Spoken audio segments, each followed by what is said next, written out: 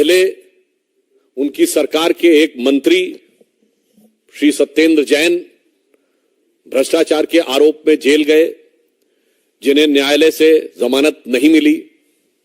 फिर एक स्टेप और ऊपर गया, उप मुख्यमंत्री मनीष सिसोदिया जी जेल गए और अब आम आदमी पार्टी के संसदीय दल के नेता श्री संजय सिंह, कोई सामान्य व्यक्ति नहीं है, संसदीय दल के नेता हैं, leader of the parliamentary party, वो भ्रष्टाचार के आरोप में रिमांड पर हैं।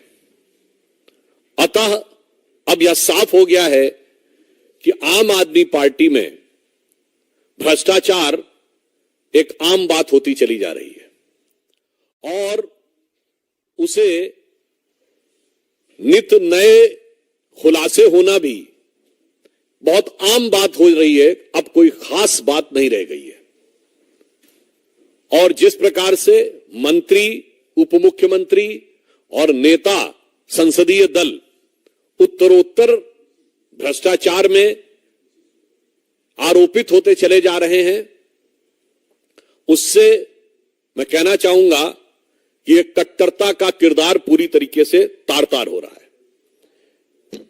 यहां पर हम यह भी कहना चाहेंगे कि जिस प्रकार के अनर्गल निराधार आरोप आम आदमी पार्टी लगाने का प्रयास करती है, तो हम यह भी स्पष्ट करना चाहते हैं कि न्यायालय ने जो निर्णय दिया है उसमें स्पष्ट रूप से, अब देखिए बहुत साफ है, पैसे का लेन देन, चुनाव में उसका प्रयोग, और उससे गंभीर बात है, साक्ष्य ये आए हैं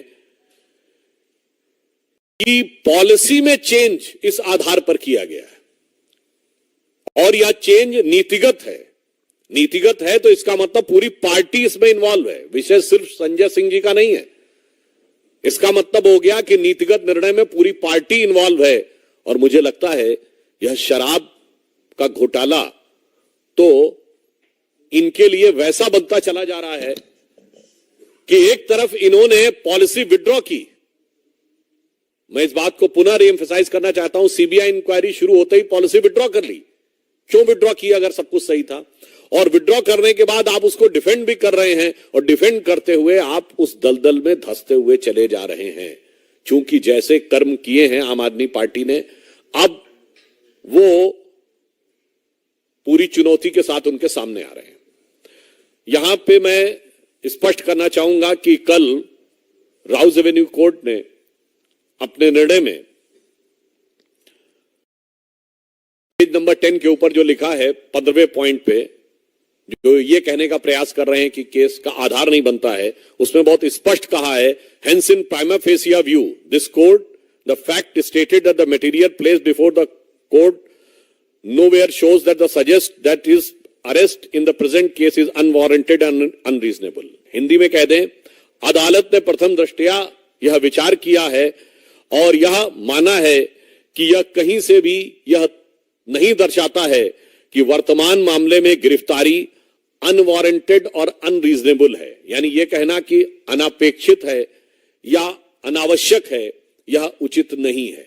यह बहुत स्पष्ट रूप से कहा है। आगे भी अगर आप देखें तो पेज नंबर 11 पे बहुत साफ साफ अदालत ने कहा है कि in the prima fascia appears that the material placed before the court that this amount was delivered at the residence. यानी उन्होंने स्पष्ट कहा है कि जो आरोप लगे हैं उसके इलेक्ट्रॉनिक साक्ष्य सामने आए हैं कि आरोपी और नेता की भेंट हुई है। भेंट होने के बाद जो आरोप है पैसे की डिलीवरी का, वह भी इलेक्ट्रॉनिक साक्ष्यों के साथ मेल खाता हुआ नजर आ रहा है।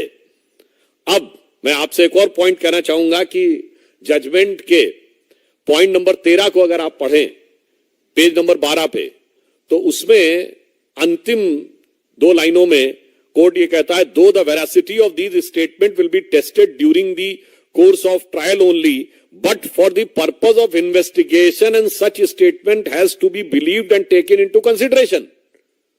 उन्होंने कहा कि वास्तविकता में दोष का निर्धारण जांच के बाद होगा, पर प्रथम दृष्टया जो साक्ष्य हैं वो विश्वास करने योग्य और कार्रवाई शुरू करने योग्य नजर आ रहे हैं। तो अब इसमें कोई किंतु परंतु का स्कोप नहीं है। आगे भी बिंदु क्रमांक 14 में कोर्ट कहता है the material placed before the court and its direct nexus with the activities pertaining to the proceedings of the crime and the present case by way of receiving the above amount of rupees 2 crores have been shown, his sustained and custodial integration appears necessary। अर्थात न्यायालय ये कह रहा है कि जिस प्रकार के साक्ष्य आए हैं उसमें पैसे के लेन देन को लेकर जो तथ्य सामने दिखाई पड़ रहे हैं उनके अनुसार यह हिरासत में रखकर पूछताछ नेसेसरी अर्थात आवश्यक प्रतीत होता है।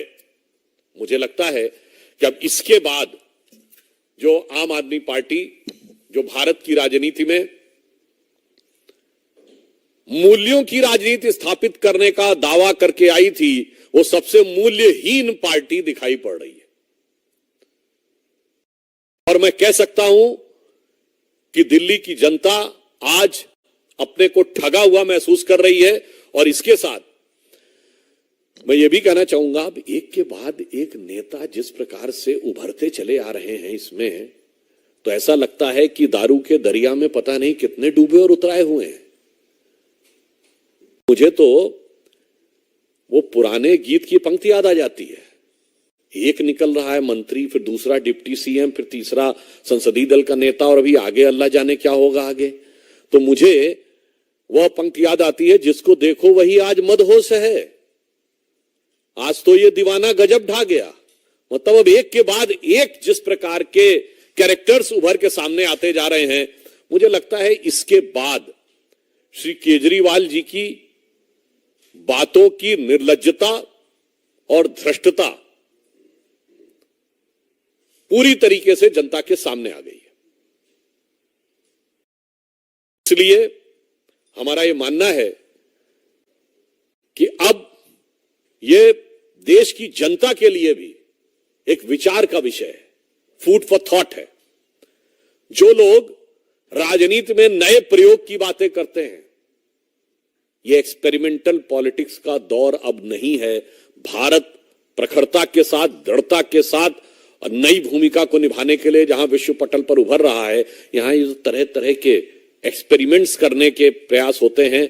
उन एक्सपेरिमेंट्स का परिणाम कितना दुखद और देश के लिए खतरनाक हो सकता है और उन प्रयोगों के चेहरे पर चढ़ा हुआ मुखौटा कितनी जल्दी उतर सकता है यह भी समझना चाहिए। बहुत स्पष्ट है कि अब किसी भी प्रकार का प्रयोग भारतीय राजनीति के लिए घातक हो सकता है।